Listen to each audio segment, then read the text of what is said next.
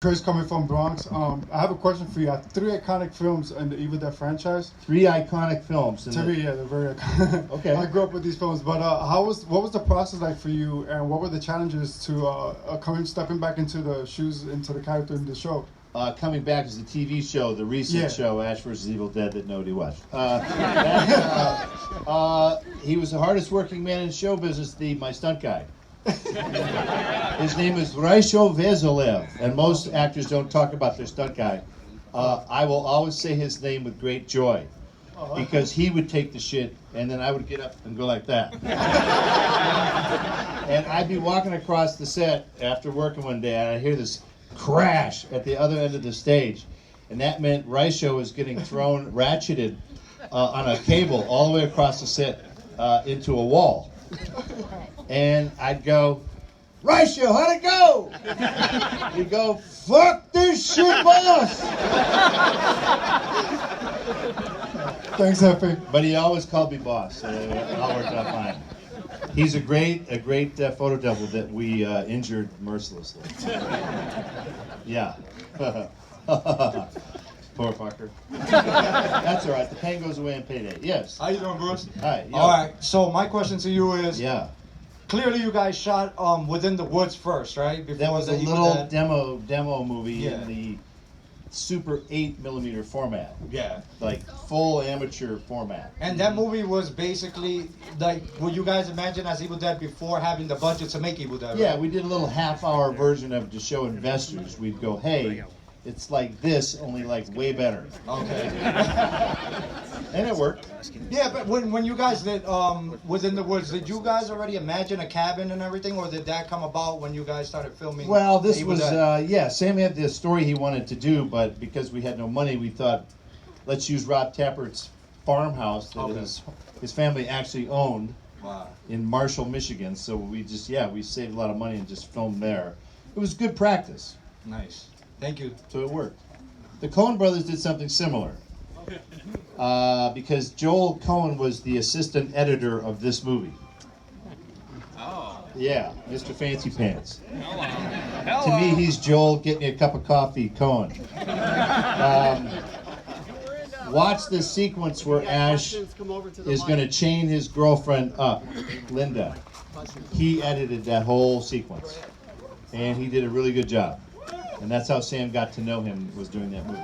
Yeah, right here. Hey Bruce, I'm a huge Evil Dead fan, but Okay. I'm also a huge music fan. And Fan, okay. I read your first If Chins Could Kill, but I'd love to know who your favorite musical artist is. My favorite musical artists are, well, I was a DJ in high school, and I would play during study hall, and I would play Kiss on the radio. Woo! Yeah, stick around, the story's not over yet. And this was on the days of turntables. Yeah. And I would stick my finger on the turntable, and I would drag that piece of shit song to death. And the studio, the recording studio had the door that was 4 inches thick, and I would lock that. Because all the guys, we called them burnouts back in that day. You fucking asshole! What the fuck you did? And I was like, I knew it worked, so I played another Kiss song and dragged that fucker to death. That's what I would do. And then I would play some really stupid song that your grandfather would play. Like a John Philip Sousa march, I'd play right after that. And they're like, how did this guy get this fucking job? I like music that doesn't hurt my ears. Hey Bruce, how's it going tonight? Looking very handsome. Like James Taylor, yeah. I have a question. Going back to the conception of Evil Dead. Yes. Now take us back 40 years, right? Okay, let's go back 40. You're thinking about, you come away from this meeting where Sam pitches this idea to you. A meeting? What are you talking about? That's what I want to know. We're in fucking high school. There's no meeting. So your thoughts walking away from this project, like what's going through your head? I Take just us had there. a great meeting with Sam Raimi.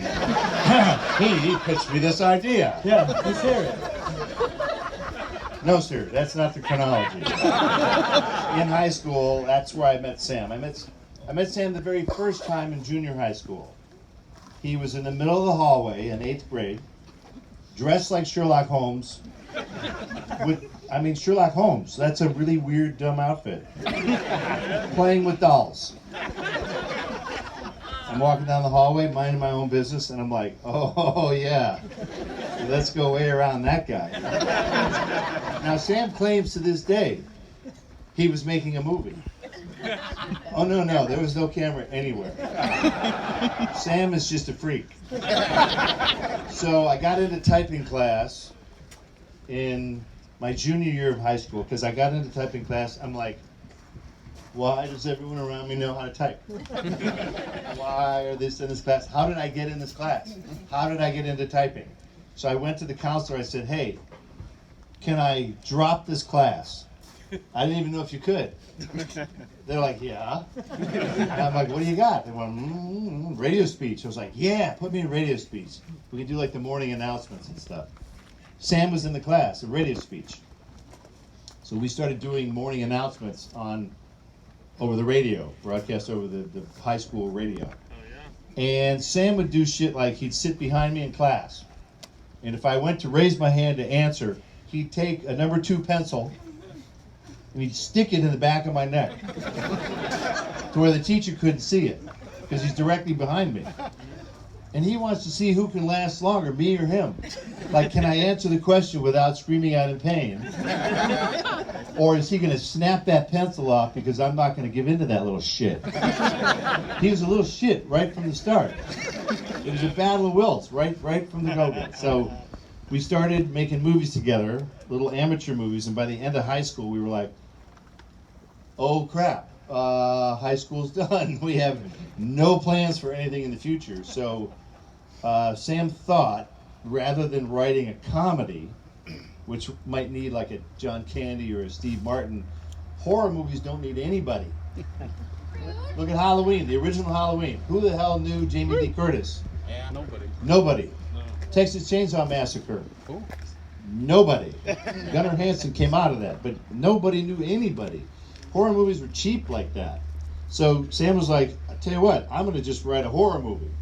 But he decided, if you're going to make a horror movie, don't let it blend in, because we got training at places like this. In 1979, they still showed lots of movies in drive-ins, so we would go and see Revenge of the Cheerleaders. What a piece of shit, but it doesn't matter. We saw the audience when they didn't like what was happening. The lights, they'd flick the lights on like, fuck, boring. And we're like, wow, they fucking hate this movie right now. And then whenever the action would start, so we sort of learned, like we saw Texas Chainsaw, the original, at a drive-in. Scared the crap out of us. Because once that movie started going full speed ahead, it never stopped. It never let up. Nobody honked their horn at the Texas Chainsaw Massacre. Right. Because they were too busy going, the fuck am I watching? I mean, it's such a good horror movie. The opening images of that movie was close-ups of dead bodies, skeletons who had been draped over in a cemetery over the tombstones.